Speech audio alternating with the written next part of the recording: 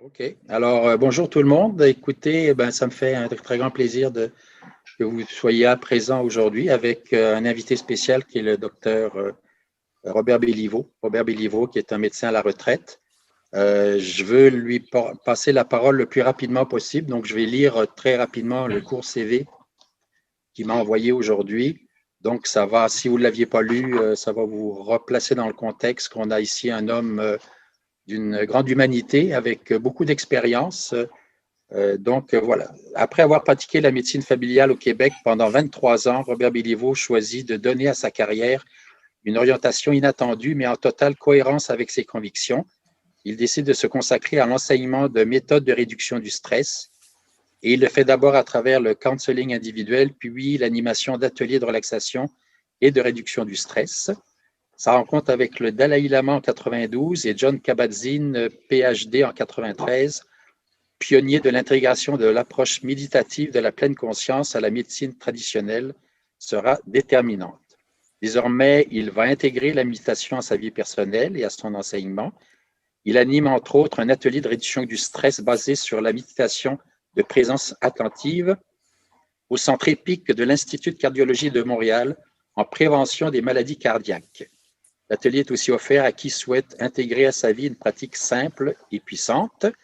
Il est aussi père de 4 enfants, co-auteur avec Jacques Lafleur, psychologue, de le titre du livre « Les 4 clés de l'équilibre personnel ». Montréal, aux éditions Logiques en 2008. Depuis près de 30 ans, il partage sa vie et ses projets avec Chantal Raymond, femme de cœur, et orthopédagogue actuellement à la retraite. Alors, Robert, je te lance la balle. Au niveau de la façon de fonctionner, il y aura peut-être à peu près une 40aine de minutes où Robert va présenter les choses. Si vous avez des questions ou des commentaires, vous avez le chat. En français, je pense que c'est conversation. Donc, vous pourrez indiquer ou écrire à tout le monde la question ou le commentaire. Et après 40 minutes, en cours de route, on va ramasser tout ça. Et donc, Robert se fera évidemment un plaisir de pouvoir vous y répondre. Oui, Mohamed. Patrick, est-ce que je peux ajouter quelque chose avant? Oui, bien sûr. Non, tu peux avant tout ajouter donner si tu veux. la parole à Dr. Béliveau. J'apprécie. En fait, comme président de Adama, j'aimerais remercier Dr. Béliveau pour sa générosité. Comme vous le savez, cette conférence est offerte gratuitement. Et ceci grâce au fait que Dr. Béliveau ne charge pas aucun sou. Vraiment, c'était un geste de générosité de sa part. Il voulait partager son expertise.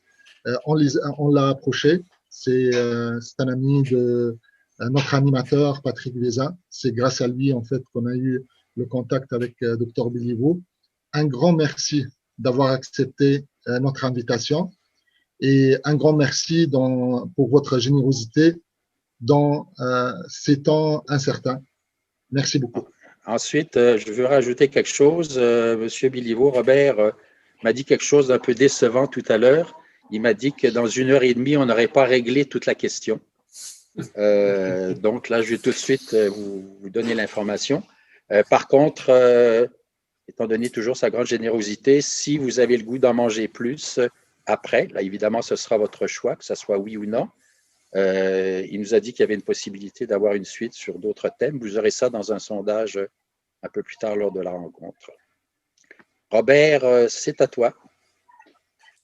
Oui, merci beaucoup. D'abord, merci à tout le monde d'être là, d'être disponible dans cette belle journée où on aurait envie de mettre le nez dehors avec la belle neige qui tombe, enfin.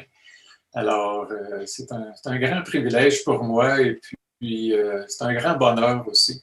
En même temps que je dois toujours le dire, le mentionner, c'est stressant pour moi aussi. Curieusement, je me suis pris à connecter avec mon stress. Qu'est-ce que je vais leur dire dans cette si brève période, dans ce moment de bouleversement social et certainement personnel? En fait, j'avais plus envie d'une causerie. Je me suis demandé est-ce que je vais projeter les acétates, les diapos. Et puis, j'ai pris la liberté de le faire, mais c'est pas vraiment quelque chose auquel je tiens. J'aime mieux des fois jaser comme ça. C'est juste pour pas perdre le fil, pas perdre le nord que j'ai les acétates. J'aimerais qu'on fasse une assez grande place aux questions de façon à essayer de répondre aux attentes et aux besoins des gens.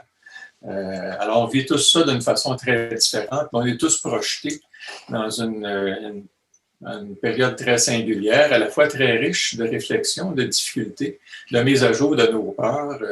Des peurs, moi, j'en ai mis à jour aussi pendant cette période-là. Et puis, j'étais dans beaucoup d'indignation, pas par rapport au virus, mais par rapport à la façon de rencontrer le virus, de faire face à ça. Et puis, j'ai décidé finalement, là, après ces 10 mois, de passer de l'indignation à l'engagement. L'engagement, essayer de faire quelque chose.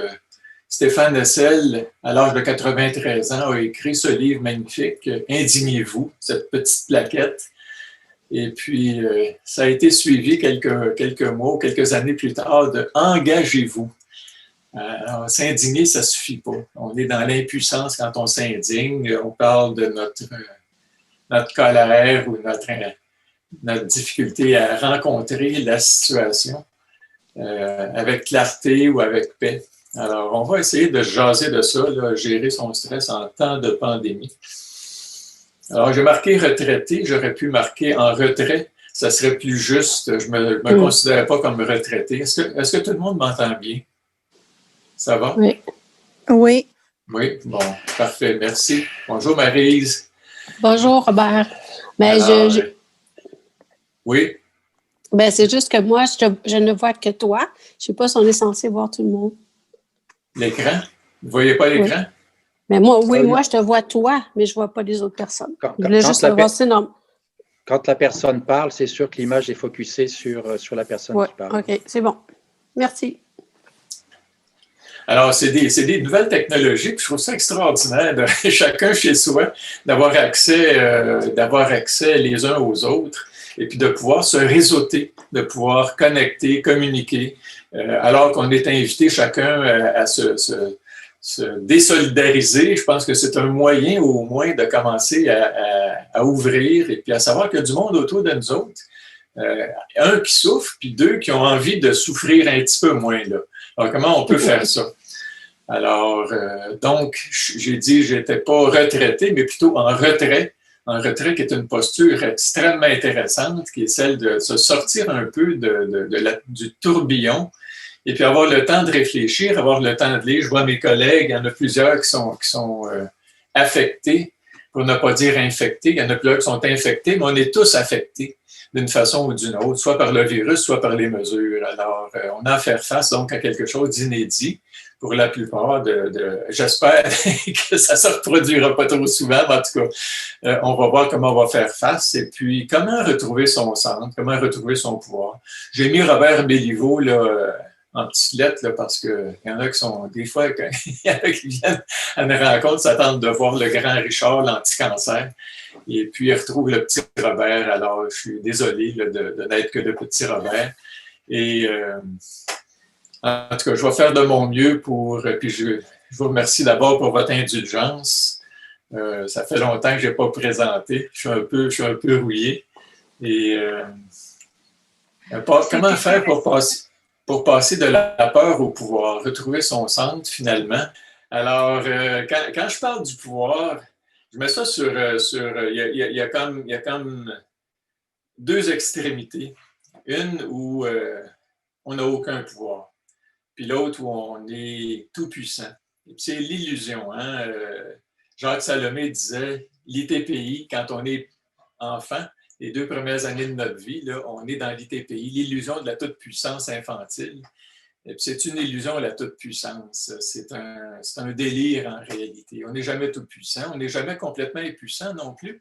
Alors j'essaie de nous inviter à revenir dans le centre, à savoir un pouvoir limité, mais qu'on va apprendre à utiliser de façon sage, de façon intelligente.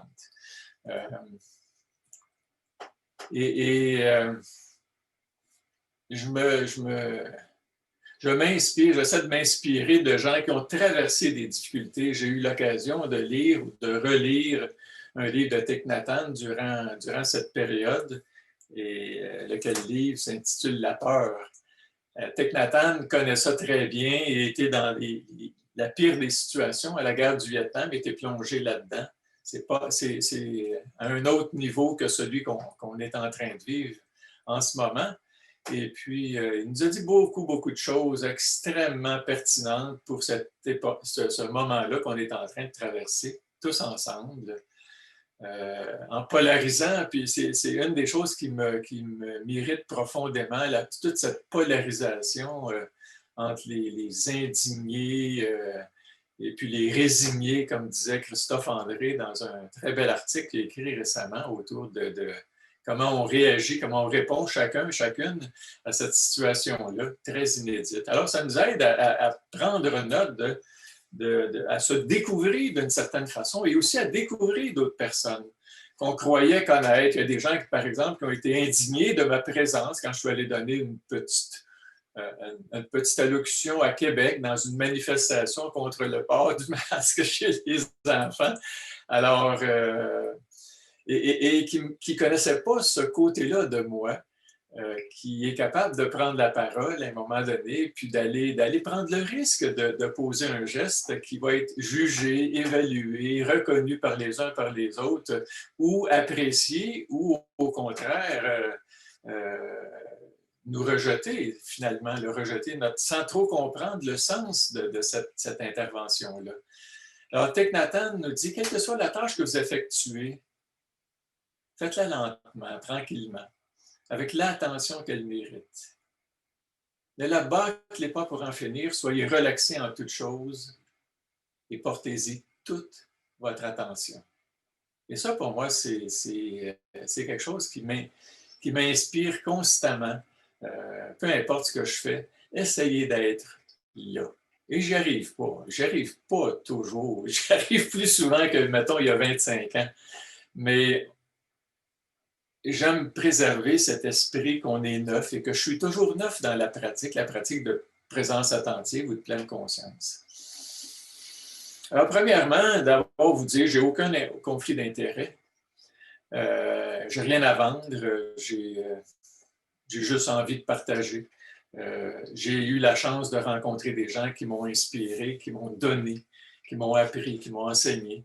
Et puis, mon travail actuellement, c'est d'essayer de transmettre un peu mieux ce que j'ai pu comprendre, ce que j'ai pu retenir et pu utiliser. Alors, et c'est une question qu'on devrait demander à tous les intervenants avant même les interviews, à la télévision, etc. Est-ce que vous avez des conflits d'intérêt, docteur?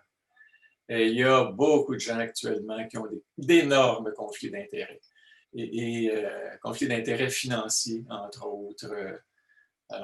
Mais il y a aussi encore beaucoup de générosité autour de nous, beaucoup de gens qui offrent gracieusement en tout cas, leur regard, leur vision, qui ne peuvent pas s'enfermer. Moi, je dis souvent, il y a beaucoup d'experts qui prennent la parole et je les écoute très attentivement, puis j'essaie de ne pas m'enfermer dans aucun regard.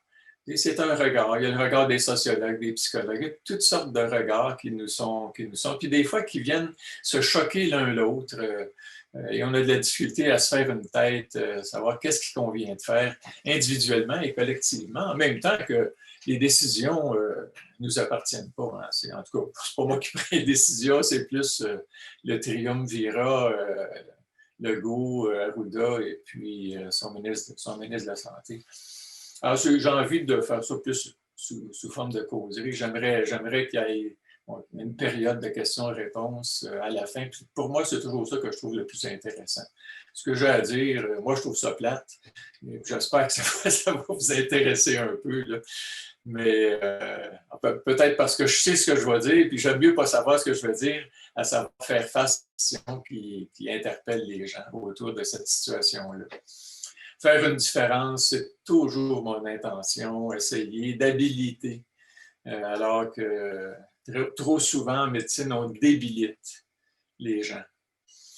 Alors, comment on fait pour donner des outils, des moyens, des pratiques concrètes qui vont nous aider à mieux rencontrer, puis des pratiques respectueuses aussi. Je suis en train de relire un livre d'Edward Deshey qui s'intitule attends, comment est-ce qu'il s'appelle? Why we do what we do? Pourquoi on fait ce qu'on fait? Et puis, il parle là-dedans de la nécessité pour les humains d'être autonomes, que le besoin d'autonomie, le besoin de sentir qu'on prend part aux décisions qui nous affectent, c'est quelque chose d'essentiel pour la santé physique et mentale. Le besoin de compétences aussi, le besoin de sentir qu'on a les outils qu'il faut pour faire face aux situations qu'on rencontre, puis le besoin de connexion aussi, qui sont 3 besoins fondamentaux. Alors, quand on parle des besoins, des désirs, les besoins, on les connaît. On les connaît à la pyramide de Maslow, mais il y a tellement d'autres façons d'aborder les besoins. Je pense qu'il y a des besoins de maturité aussi. Le besoin de maturité, c'est être considéré, pas être infantilisé, pas être réduit à se soumettre ou à se rebeller contre ce qui nous est imposé. Puis actuellement, on est dans une culture qui nous impose des choses. Alors, on apprend à se connaître aussi à travers tout ça, à connaître des gens autour de soi, des fois qu'on ne reconnaît pas parce qu'il y a des dimensions de l'autre qui vont nous apparaître dans ces situations-là. J'ai rencontré Patrick suite à cette... Alors, il y a des trésors aussi que j'ai rencontrés où j'ai repris contact avec d'autres personnes. J'ai découvert quelques médecins extraordinaires, parmi lesquels Louis Fouché, qui travaille à Marseille, qui est un anesthésiste réanimateur qui fait beaucoup d'interventions publiques. Et c'est un jeune homme qui, pour moi, est vraiment inspirant. Alors, si vous avez l'occasion, la chance de l'entendre, de l'écouter, c'est toujours un trésor. C'est un gars qui a 41 ans, 3 enfants, anesthésiste réanimateur, qui est invité à émettre son point de vue sur les plateaux. Et même s'il a passé une nuit à travailler aux soins intensifs, il va donner de son temps. Et puis il dit à tous les intervieweurs, demandez aux gens, êtes-vous en conflit d'intérêts? Parce que les gens qui nous donnent de l'information, souvent, il y a des biais importants. Alors, vivre normalement. Donc, ceux qui ont déjà suivi mes ateliers, vous allez revoir quelque chose que je passe régulièrement. On a demandé à un sage, qu'est-ce qui vous surprend le plus dans l'humanité? Il a répondu, les hommes. Parce qu'ils perdent la santé pour accumuler de l'argent. Ensuite, ils perdent de l'argent pour retrouver la santé. Et en pensant anxieusement au futur, ils oublient le présent. De telle sorte qu'ils finissent par vivre ni le présent ni le futur. Ils vivent comme s'ils n'allaient jamais mourir et meurent comme s'ils n'avaient jamais vécu. C'est un appel à l'éveil. Vivre normalement, c'est souvent vivre sur le pilote automatique. Et puis, je pense que cet épisode-là d'arrêt forcé d'une certaine manière, nous invite aussi à revenir en soi. Parce qu'on est tellement dans une culture qui nous force à se défoncer. Et il y en a qui se défoncent actuellement. Il y a des médecins qui sont défoncés, fatigués, épuisés, écrasés par l'énormité de la tâche et qui deviennent agressifs vis-à-vis, puis qui finissent par trouver des coupables. Chez les gens qui vivent normalement ou qui s'autorisent certains gestes qui sont perçus, des gestes profondément humains, et ça finit par être quasiment répréhensible, en tout cas jugé de façon assez... on trouve des méchants, des coupables. On est dans une culture qui est affairée actuellement à trouver des méchants, des coupables. Alors, c'est le fun d'avoir des gens qui vont apprendre à être respectueux des choix les uns des autres. C'est comme si on avait oublié ça. Maintenant, il faut où se conformer. En tout cas, mindful ou mindful? J'aime bien, on enseigne le mindfulness. Est-ce que c'est l'esprit plein? Ou mindful, ou comment ça s'écrit? Être humain, est-ce que je pense donc je suis ou je pense donc je fuis? Alors, cette caricature qu'un de mes bons amis qui a enseigné la simplicité volontaire à l'école de gestion de la faculté de médecine de la faculté à McGill, il était comme un cheveu sur la soupe. C'est enseigner la simplicité volontaire à l'école de gestion de McGill. Il faut le faire quand même. Il est courageux, ce gars-là. Il est à la retraite actuellement, il respire un peu, puis il a moins mal à la tête qu'à l'époque. Alors, il m'avait envoyé ça, cette belle caricature. On voit l'homme se promener avec son chien dans un paysage de nature, ce qui se passe dans la tête du chien, ce qui se passe dans la tête du gars. Vous voyez, c'est un homme plutôt qu'une femme, parce que c'est désordonné, c'est chaotique. Une femme, ça serait rangé, il y aurait une liste, mais ça ne fitterait probablement pas sur l'écran, alors c'est pour ça qu'ils ont mis un gars là. Je dis, tout notre travail, c'est d'essayer de devenir comme un chien une fois de temps en temps, avoir une présence juste sensorielle, pour ne pas dire sensuelle. Être connecté à nos sens plutôt qu'à notre tête. À notre tête, donc nos obsessions, préoccupations par rapport au passé, à l'avenir, etc. Alors, et pour arriver à être un petit peu plus présent, moins obsédé, inquiété ou coupable, ou je sais du quoi, se sortir du passé ou de l'avenir, puis revenir dans ce moment, cette rencontre, ce moment-ci, là. Il y a un entraînement. Pour moi, l'entraînement est extrêmement important. On ne s'améliore pas si on ne s'entraîne pas. Alors, si tu veux que le corps fonctionne bien, il faut l'entraîner. En judo, je présume que c'est la même chose, hein, Patrick? Tu n'as pas le choix. Si tu ne l'entraînes pas, il ne fonctionnera pas optimalement. Au moins un peu. Au moins un peu. Faire un peu de marche, minimalement. Là. Une demi-heure par jour. Là, et aller prendre l'air, ça fait du bien. Avant 8 heures. Là. Alors, simple comme ABCDE. Ce que j'essaie de promouvoir, c'est le A, c'est l'arrêt. L'arrêt qui est accompagné, l'arrêt dans une culture qui est d'avidité, d'accumulation, d'agitation, une culture qui, je vais résumer rapidement le ABCDE de notre culture. Là. Je sais que c'est schématique, c'est caricatural un peu, mais je pense qu'il y a quelque chose de vrai là-dedans. Dans notre culture, c'est une culture qui est basée sur plus, c'est mieux. Si tu avais plus d'argent, plus de pouvoir, si tu étais plus, si tu avais plus, et puis si tu possédais plus. Alors, ça mène au B. Le B, c'est le burn-out. Le C, c'est la compétition, la comparaison. Le D, c'est la dépression. Écoute, il y a une augmentation faramineuse d'antidépresseurs. Il y en avait déjà trop, puis il y en a encore plus cette année, parce que les docteurs sont démunis devant la détresse humaine.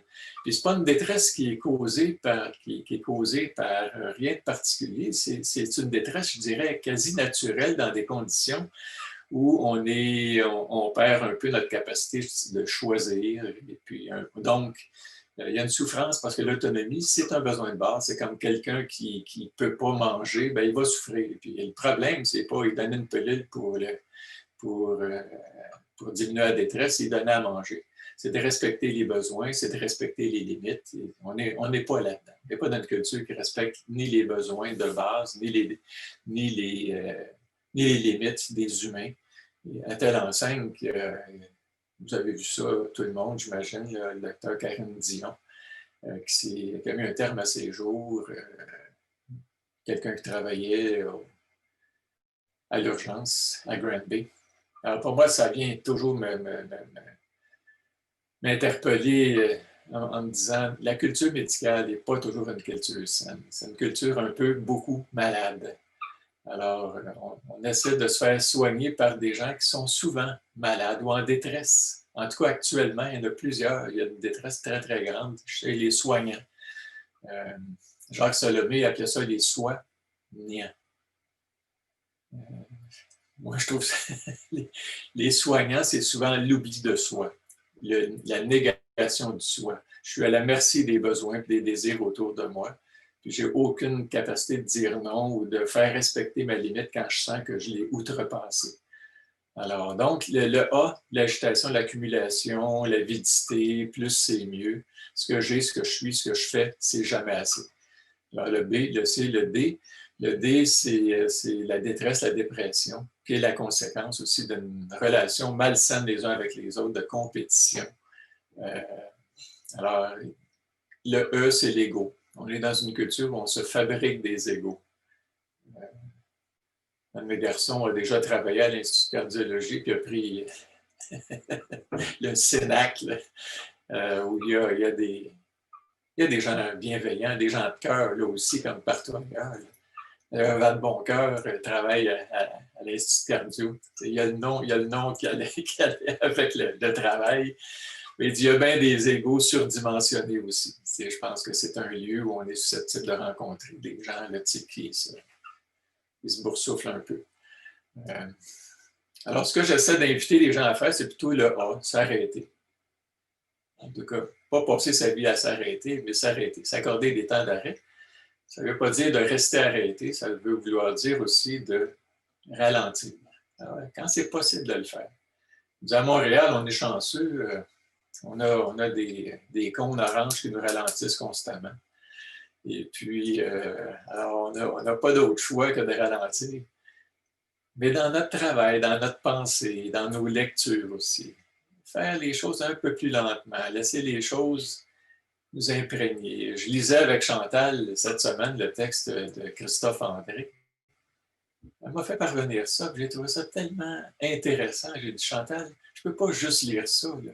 Elle me dit, qu'est-ce que tu penses du texte? Là? On va reprendre ça. On a lu ça ensemble. Je lisais un paragraphe. Et puis là, on s'arrêtait. Qu'est-ce que tu penses de ça? Qu'est-ce que tu vois là-dedans? C'est s'arrêter pour laisser les choses s'approfondir, pour explorer plutôt que ça reste juste en surface. Puis je suis d'accord avec ceci. Puis oups, ça là, ça vient me chercher. Bon, alors on jase autour de ça. Puis à travers ça, ben, on se découvre. Je découvre Chantal, elle me découvre. C'est ralentir. Apprécier, remercier, développer de la gratitude plutôt que courir toujours après ceci, cela. Bon, le B, c'est pour la beauté, les besoins. Bouger aussi, hein? Passe pas notre vie arrêtée, donc il faut bouger aussi. Les besoins, il faut les connaître, nos besoins, il faut y répondre correctement. Alors, il y a toutes sortes. Là, actuellement, il y a un besoin qui domine tous les autres, qui écrase tous les autres, c'est le besoin de sécurité. On est dans une culture où il y a un besoin, c'est se sécuriser, parce qu'il y a tellement de peur qui est nourrie en ce moment que ça crée une panique chez les gens, donc une contraction au lieu d'une dilatation, d'une ouverture. On est tous contractés, puis on est tous... Alors, comment faire pour répondre aux autres besoins? Alors, quand tu as un besoin qui domine tous les autres, on écrase les autres besoins qui restent là. Puis je dis un besoin auquel tu ne réponds pas, il y a des conséquences. Tu as un besoin de dormir, tu ne dors pas suffisamment, il y a des conséquences. Tu as besoin de manger, besoin de boire, besoin de communiquer, besoin d'être en lien, besoin d'aimer, d'être aimé, d'être connecté, etc. Le C, bon, ben c'est la connexion. Il y a le besoin de beauté aussi. Hein? La beauté, pour moi, c'est un besoin. Et puis, un de mes amis qui me disait, quand ça va bien, là, prends des photos. Puis quand ça va mal, regarde tes photos. Et comme j'ai voyagé beaucoup dans ma vie, je regardais les photos quand ma conjointe a pris sa retraite. On a fait un assez long voyage en Italie. Et puis, j'ai pris des maudites belles photos de ça. Alors, on regardait ça cette semaine. Et puis, j'étais enchanté juste de revoir ça. À un moment où on peut plus voyager, en tout cas, pour le moment. On ne sait pas si ça va revenir, on verra. Donc, la beauté, c'est aussi un besoin. Se mettre de la lumière dans les yeux. Ne pas oublier ça, là, parce qu'on est un peu dans la peur constamment. Les nouvelles, les morts, les cas, les ci, les ça. On est exposé, surexposé à toute une tonne de choses. Le C, c'est communiquer, collaborer, coopérer, développer des rapports chaleureux les uns avec les autres. pas d'exploitation, pas essayer de fourrer le voisin et la voisine, essayer d'être bienveillants les uns avec les autres, essayer d'apporter quelque chose, essayer de se faire le cadeau, des cadeaux l'un l'autre. Moi, je fais bien des cadeaux à mes enfants. Puis, il y en a qui trouvent c'est trop, mais je me dis, j'aime bien qu'ils profitent de mon argent plutôt qu'ils souhaitent ma mort, et puis pour hériter à leur tour. Alors, le C, donc, coopérer, collaborer, de la gentillesse, et puis les uns envers les autres. Le D, c'est pour se développer. Moi, je pense que cette crise-là est aussi une période d'arrêt imposée, mais qui nous invite des fois à développer notre vie intérieure, à développer notre résilience, développer notre créativité, revenir dans des choses qu'on a négligées un peu dans notre vie. Puis le E, c'est s'entraider. On est condamné à s'entraider, puis on est condamné à s'entraîner aussi, si on veut aller bien. S'entraîner à s'arrêter, s'entraîner à bouger, s'entraîner à communiquer plus efficacement, donc communication non violente, et puis on est toujours en train d'apprendre la communication.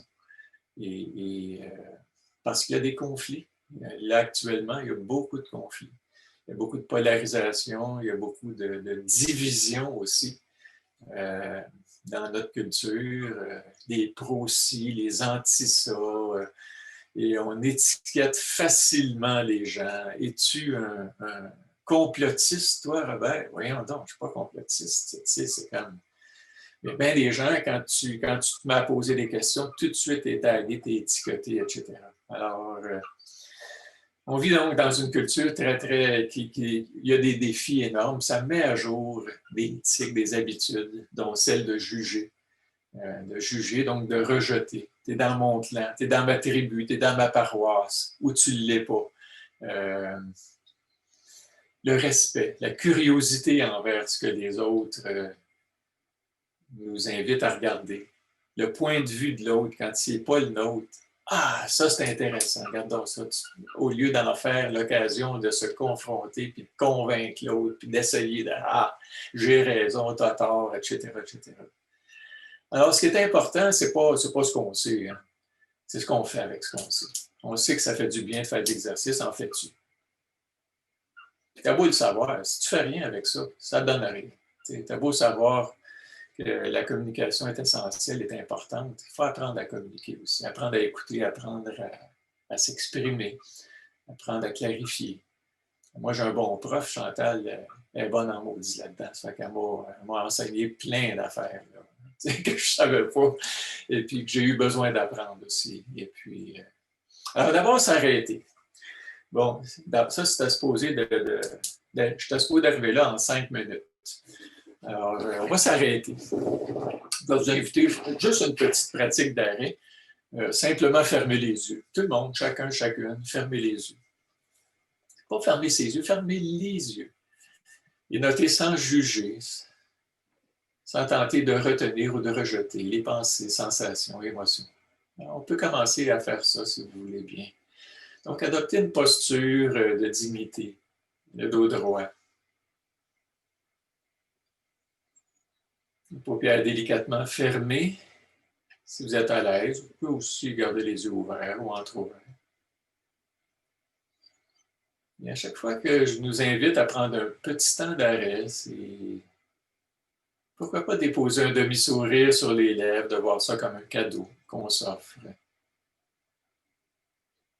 De se délester de tous ces projets, ces objectifs qui nous mobilisent souvent. Laisser ça derrière soi temporairement, prendre note de ce qui nous habite à cet instant précis. Dans le corps,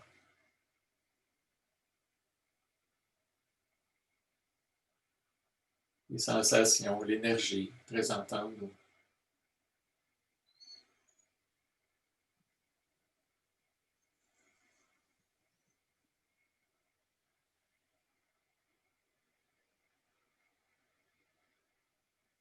S'il y a des nœuds, des zones de tension, de douleur, de malaise ou non, et s'il n'y a rien qui fait trop mal, pourquoi pas apprécier, remercier.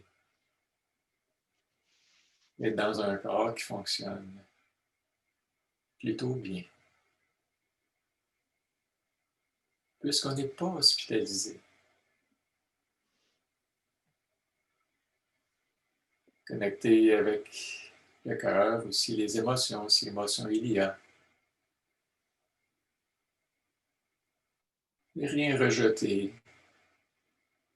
Il peut y avoir de la tristesse, on peut être accablé. Il peut y avoir de la joie, il peut y avoir de la légèreté, de la lourdeur.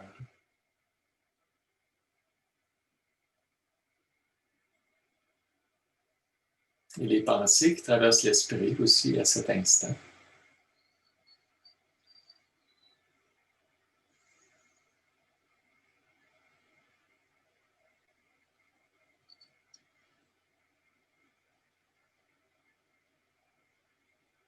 La tête pense, le cœur bat, le corps ressent. Pour quelques minutes, on va simplement essayer de garder notre attention focalisée sur le souffle, un souffle à la fois. Toute notre attention, peut-être à la pointe du nez, là où l'air pénètre dans le corps. Sentir la fraîcheur qui nous pénètre à l'inspiration. La chaleur, la moiteur à l'expiration. Toute notre attention. Un souffle à la fois. À la pointe du nez. Ce souffle-ci, simplement.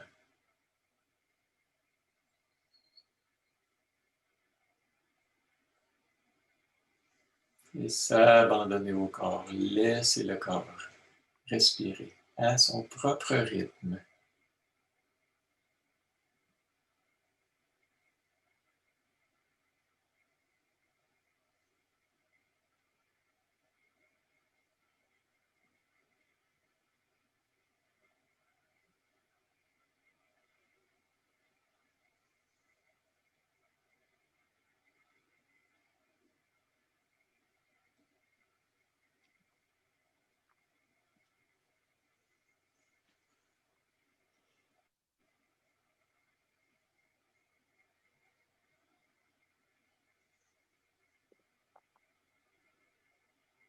Et quand l'esprit s'évade, s'écarte, quitte le souffle,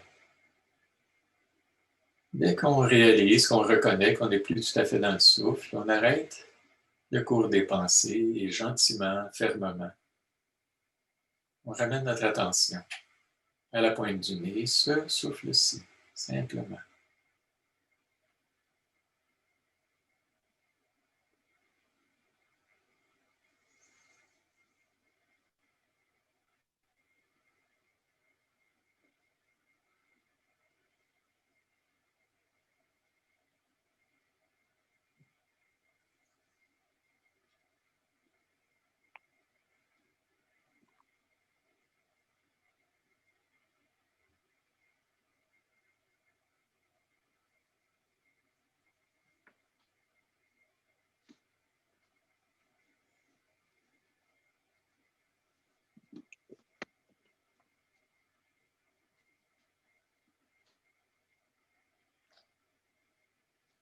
Encore 30 secondes.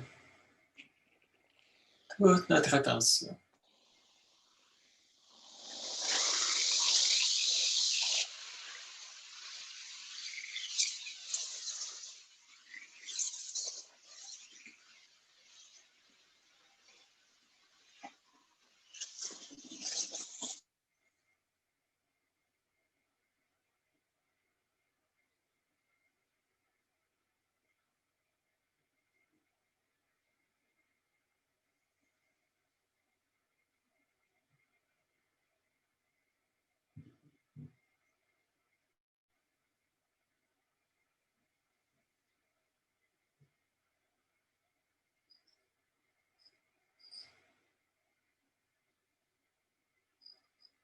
Quand se termine notre pratique, que ce soit plus court, plus long, plaisant ou non,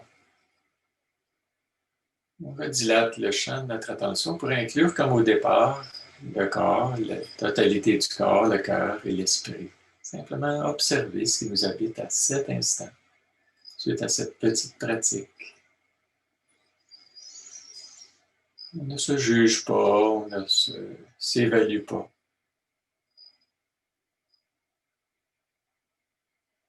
Ça fait que reconnaître et on en profite pour se remercier, de s'accorder un peu de temps pour entraîner cet esprit dispersé à se ramener au miracle de l'instant présent. On va garder les yeux fermés, écouter une petite chanson de Bernard Thivierge qui s'intitule « J'ai le goût ».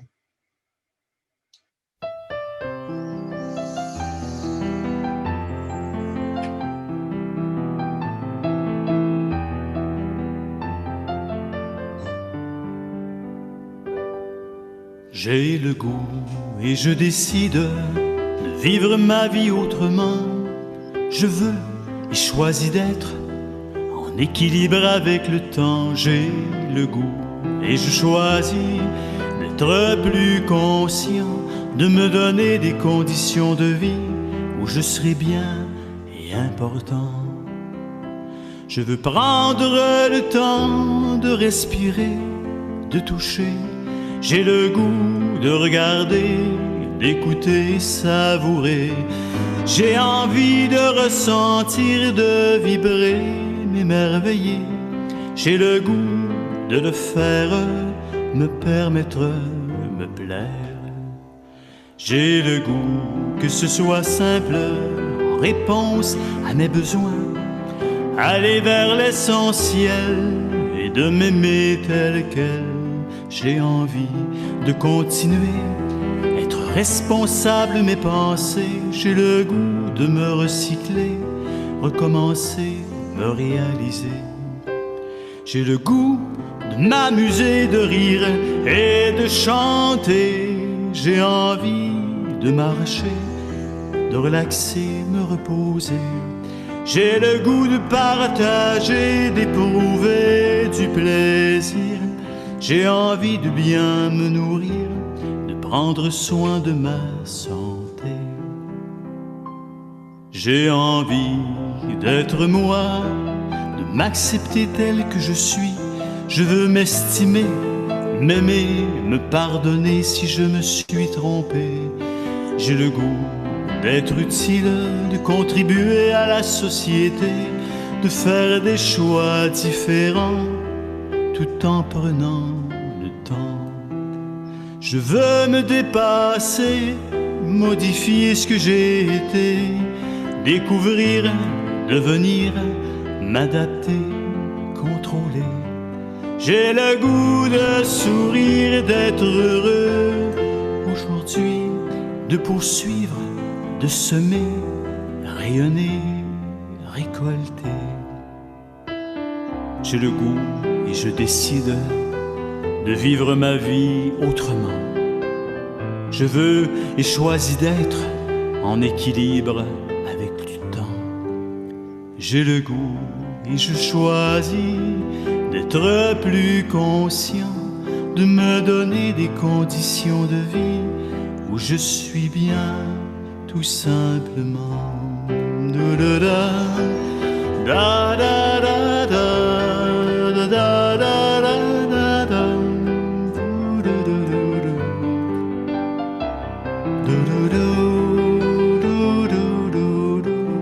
J'ai le goût d'être bien maintenant, tout simplement.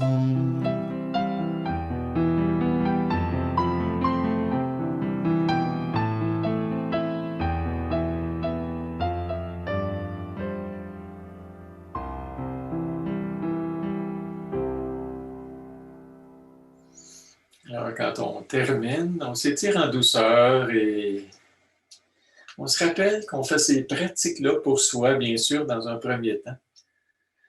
Mais aussi pour les autres.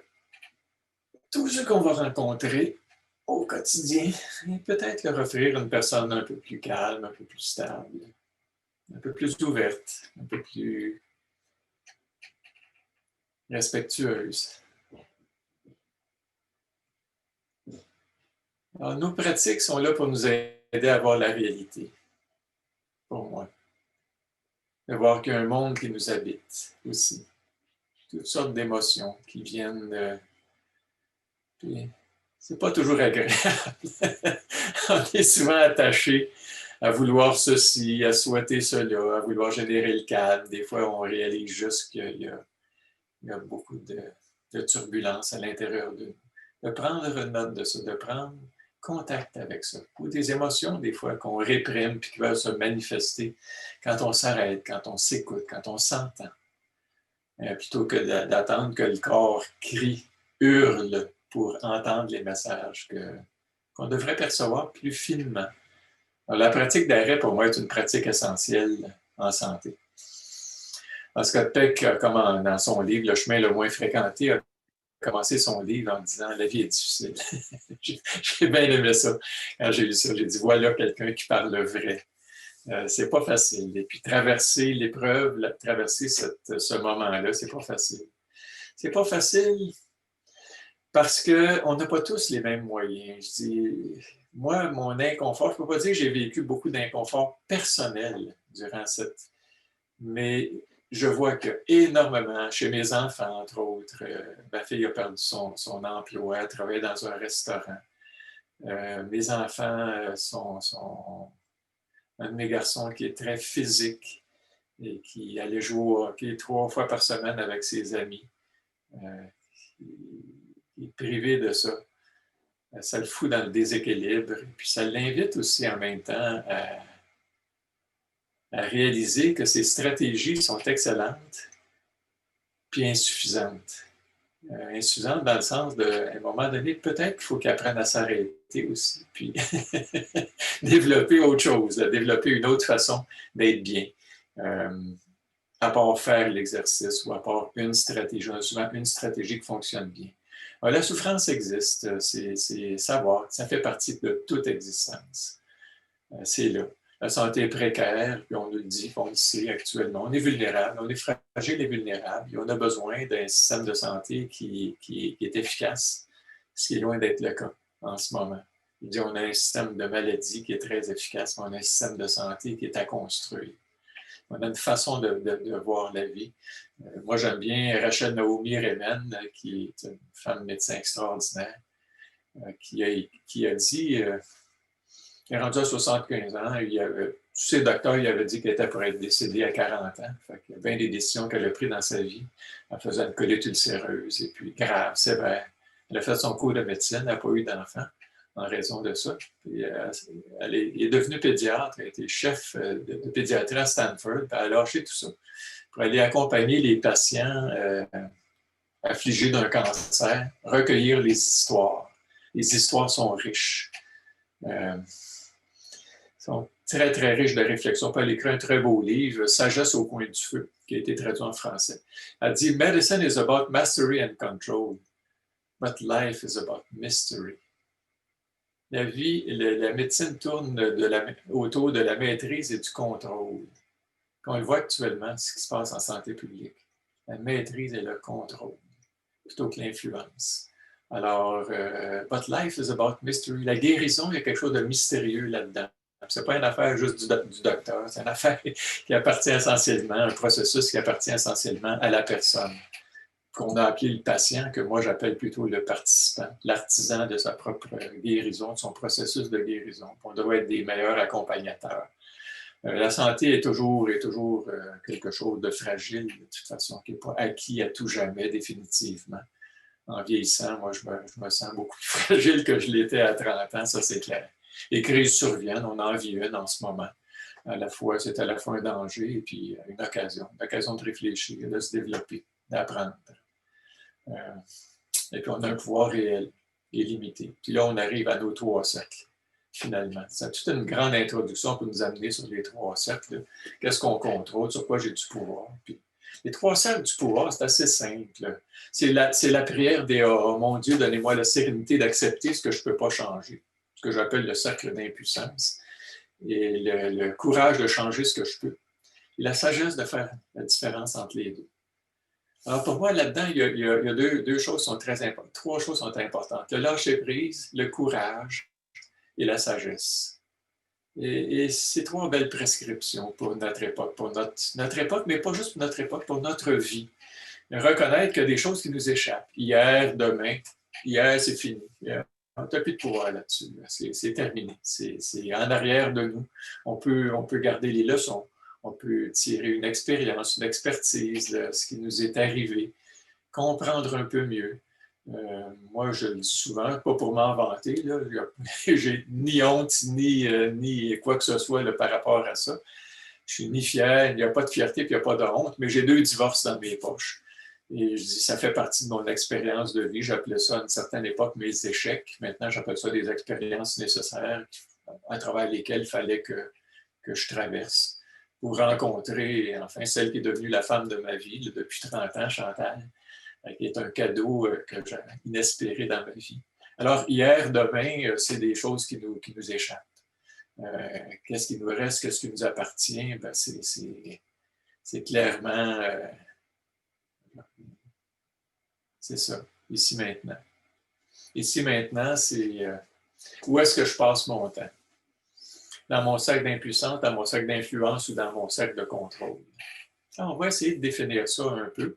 Et puis, après ça, on jasera autour de ça. Qu'est-ce qu'on fait de notre temps? Robert? Oui. Non, officiellement, le temps est écoulé. Je parle trop. Ouais. Ah, bon, donc là, c'est toi le chef.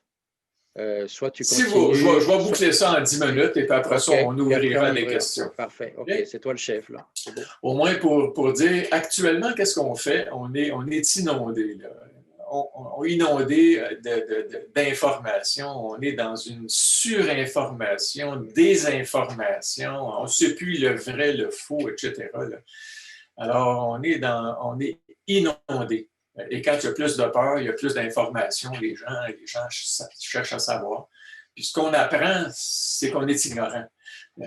C'est ce qu'on devrait savoir, c'est qu'on est ignorant. On est ignorant devant la nouveauté. En tout cas, la médecine ne connaît pas tout. Les docteurs ne sont pas tout puissants. Ça, c'est un mythe, la toute-puissance médicale. Et puis, mais on a de la misère à se délester de nos mythes. On aime penser qu'on a du pouvoir sur des choses souvent qui nous échappent largement.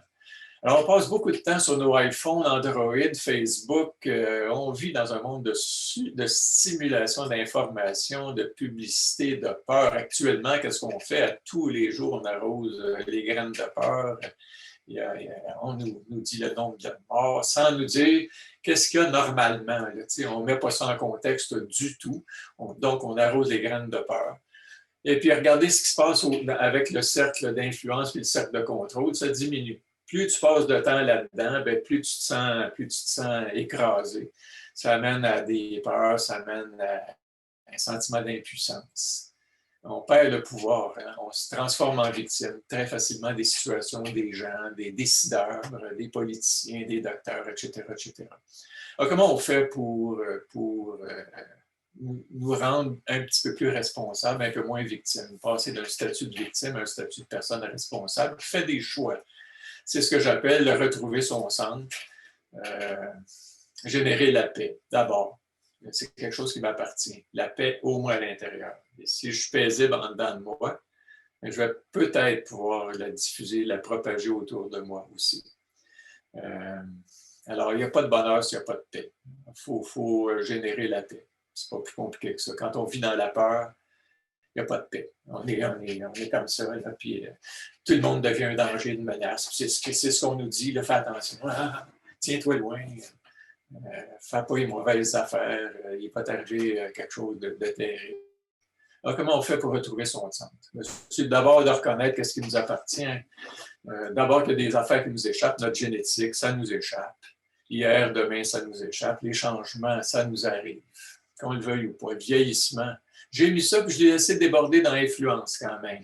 Dire, on ne peut pas éviter de vieillir, on peut mieux vieillir, mais vieillir, ça fait partie de l'existence. On va avoir des cheveux blancs un jour ou l'autre, plus tôt ou plus tard. Moi, je suis rendu à 69 ans, j'ai une barbe blanche. Et puis, les cheveux commencent à blanchir. Ma conjointe, c'est arrivé plus vite que moi. Là, me rappelle à tous les jours qu'on change. Alors, la mort, ça va nous arriver aussi. On se bat contre la mort, on se bat, on va perdre. On va perdre ce combat-là. Moi, j'ai arrêté de me battre contre la mort, je me bats plutôt pour la vie, pour avoir une vie de qualité. Je ne fais pas de combat quand je suis sûr de perdre. Mais je suis sûr qu'on peut aussi vivre mieux. Mon objectif, ce n'est pas de vivre vieux, c'est de vivre mieux. Si je vis mieux, peut-être que je vais vivre vieux, mais ça m'échappe. Ça se peut que la COVID-19 vienne me tuer, me terrasser puis me tuer. Ouais, j'ai accepté ça, c'est pour ça que j'ai continué d'aller voir mon petit-fils, là, malgré les... Désolé de vous dire ça, là, mais ça se peut que ça vous choque. D'ailleurs, ça serait intéressant. Est-ce que ça vous choque d'entendre ça? Si ça vous réjouit. Ah, regardons ça. Il y a de mon bord, oui, de l'autre bord, oui. Il est soumis. Oui. Ah, c'est fascinant. C'est s'observer. Comment je réagis par rapport à ça. C'est ça qui est intéressant. C'est pas ce que je dis. Là. Ce que je dis, c'est pas important. C'est quel accueil vous avez à ça. Donc, la politique aussi, ça nous échappe. Mais il y a certaines influences quand même. Si on s'organise, seul, personne ne peut rien par rapport à ça. Bon, les organisations dans lesquelles on baigne, l'économie, ça nous échappe largement, mais il y a une part qui nous appartient. C'est qu'est-ce que je fais? Mon économie, mais l'économie mondiale, ça m'échappe complètement. La bourse, ça m'échappe. Je ne contrôle pas ça. Là, alors, les choses importantes de nos vies sont dans le cercle d'influence. Pour moi, c'est les relations respectueuses, la santé, le travail. Santé, on n'a pas de pouvoir là-dessus absolu. Il y a des affaires qui nous échappent, qui nous affectent. Ça peut être un virus qui nous infecte, qui nous affecte. Ça peut être une politique qui nous affecte plus que le virus. Ça peut être la peur. Ce que la culture génère peut m'influencer grandement si je ne suis pas attentif. Puis à quoi je m'expose quotidiennement. Déjà, il y a une chose qu'on peut faire, c'est diminuer l'exposition à tout ce qui nous perturbe. Fermons nos télévisions, fermons ça. En tout cas, c'est pas nécessaire d'écouter à chaque jour. De toute façon, quand c'est une grosse nouvelle, ils vont nous envoyer un signal. Pip, pip, pip, pip, pip, pip, pip, à 6h30. Là, dire, hey, à partir d'aujourd'hui, à 8h, là, vous n'avez plus le droit de sortir. Là. En tout cas, cercle d'influence et puis finalement, le cercle de contrôle, les valeurs qu'on a, les attitudes, les attentes qu'on a. C'est des choses qui nous appartiennent. Puis les comportements, les habitudes, les choix qu'on fait. C'est aussi pour la conscience, c'est aussi pour la compétence. Si je me sens compétent dans une situation donnée, ça va me permettre de vivre beaucoup plus confortablement avec les conflits, si je sais comment résoudre ça, les conflits. Un peu mieux, si j'ai développé quelques compétences autour de ça. Les objectifs que je me donne aussi, évidemment. Et puis, le ARC, c'est les relations de contrôle. Les relations de contrôle, j'ai mis ça entre parenthèses parce que c'est jamais sain de contrôler, que ce soit par la culpabilité. Puis je pose souvent la question, est-ce qu'on peut contrôler les autres? La plupart des gens disent non. Bien là, je pense qu'après cet épisode-là, là, tout le monde va dire oui. Est-ce qu'on peut contrôler les autres? Oui, il y a toutes sortes de façons. Mais il y a moyen, on ne peut pas contrôler tout le monde tout le temps, c'est impossible. On ne peut pas contrôler Il y en a qui vont, il y en a 1, 2, 3, 10, 20, en tout cas. Lisez Le meilleur des mondes, lisez 1984. Il y a toujours un rebelle saga qui va se lever et qui va mettre nos projets. Alors, je vais arrêter ici. On aurait pu passer 1 heure juste sur ces 3 cercles-là. Là. C'est pas compliqué. Et puis, moi, je dis souvent, être normal, c'est pas sain. C'est-tu normal, ce docteur? Attention, ce n'est pas une bonne question. La bonne question, c'est est-ce que c'est sain? Est-ce que c'est bon? Est-ce que ça vous fait du bien? La normalité, c'est pas... On dit un normosé quand on cherche juste à être normal. L'objectif, ce n'est pas d'être normal. C'est d'être cohérent. C'est d'être en accord avec mes valeurs, d'avoir des comportements qui ressemblent à ce que j'ai envie de vivre. Puis des fois, c'est de s'opposer, des fois, c'est alors changer ensemble. Pourquoi? C'est là que je vais vous inviter comme un petit cadeau. Là, un petit cadeau, ça pourrait être, attends un peu, Fred, notre ami, Fred Pellerin. Comment je fais pour sortir de mon truc, là, puis là, tu es en train de partager mon écran. Je voudrais sortir de cet écran-là pour aller. Ah, bon, voilà, j'y suis. Alors, je vais vous inviter à écouter Fred. La qualité du vidéo n'est pas bonne, mais ce n'est pas important. L'important, c'est la présence de cet homme magnifique. En tout cas, c'est un de nos trésors nationaux, Fred Pellerin. Pour moi, c'est quelqu'un que je trouve tellement intelligent, fin, là. Moi, on dit que j'aimerais ça l'avoir comme voisin. Alors... On est issu d'un monde dans lequel on avait réussi à faire virer des moulins à plein régime. Virer tellement, fallait courir pour pas les ralentir. Un monde dans lequel on avait réussi à faire tenir la planète sur une dizaine d'heures de vol. Puis les richesses mondiales dans une dizaine de portefeuilles. On est issu d'un monde qui allait à la vitesse du son, puis qui a frappé un mur géant, microscopique. Le sens-tu, Toutou, le vertige étrange? Comme si ce monde-là, il était devenu un ancien monde. Qu'on serait peut-être dans un passage. Le sentiment qu'on aurait peut-être passé la fin du monde. La fin du monde. Il y a ceux-là qui cherchent, qui se creusent le méninge et la prémonition pour essayer de prédire la fin du monde. Des chercheurs d'échéance, comme d'autres courent après des tornades ou après leur queue, des Nostradamus d'estrade. Ces gens-là, il y a un mot pour les nommer. On appelle ça les fins du mondistes. Leur job, c'est de peaufiner constamment le scénario de la fin du monde. Puis peut-être en venir éventuellement à espérer ou à réveiller en tout cas des grandes peurs. Le fin du mondisme. Là, à cette heure, on peut revendiquer quelque chose de différent. Quelque chose d'inédit. On le revendiquait pas avant, on savait pas que ça existait. C'est quelque chose de beaucoup moins hypothétique que le fin du mondisme. Beaucoup plus lumineux. On connaît la date. C'était hier. Puis c'est aujourd'hui aussi. Puis ça va être pour une couple de jours encore. Ça s'appelle le début du mondisme. C'est une conviction profonde que ça commence. C'est la certitude que c'est parti. Puis oui, on joue à distance, mais la proximité, elle va se rebâtir la confiance. C'est se tenir par la main. S'embrasser sur les joues. Pleurer de joie. C'est fini, le temps de finir. On est les privilégiés de l'histoire. On est au commencement du monde. Le corps plié jusqu'à se rompre, comme un enfant qui vient de naître. On est au commencement du monde. Il y a les mots et la manière. Parfois la vérité se tombe entre la paix et puis la guerre. On est au commencement du monde. Il faut nettoyer les lilas.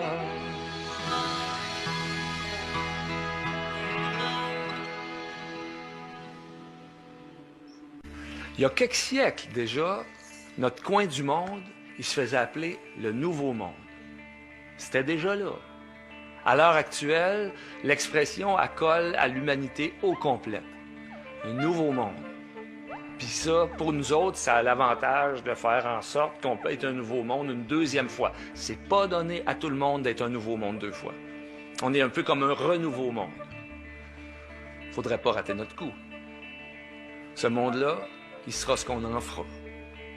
Ça nous appartient de mettre ce qu'on a de mieux dedans. Moi, mon souhait, c'est d'y mettre une construction d'une fierté collective inébranlable. Toi, tu mets quoi dedans?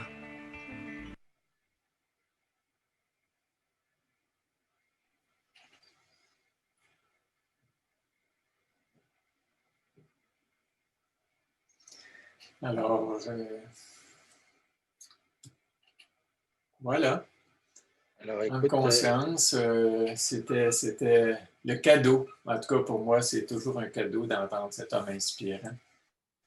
Et puis, si ça peut nous aider à traverser un peu mieux. On a besoin des poètes, on n'a pas juste besoin des docteurs. Là, on est enfermé comme si notre vie dépendait des docteurs. On a besoin chacun, on a besoin des enseignants, on a besoin de tout le monde, que tout le monde contribue à sa manière, avec son talent, avec son à faire de ce monde-là un monde meilleur dans lequel il va faire bon vivre pour mes enfants, mes petits-enfants. Moi, j'ai aucune inquiétude pour moi. Je dis, ma vie en grande partie terminée. S'il me reste encore quelque chose à faire, c'est d'essayer de favoriser des conditions qui vont permettre une vie humaine, une vie qui ne soit pas stéréotypée, une vie de créativité, de rencontre, de croissance, d'ouverture. Pas une vie de contraction, de peur, de manipulation, d'intimidation, de violence. Et on est à une époque de notre vie où ça peut basculer, soit dans la violence, soit dans fabriquer un monde dans lequel il va faire bon vivre. Alors, ben voilà.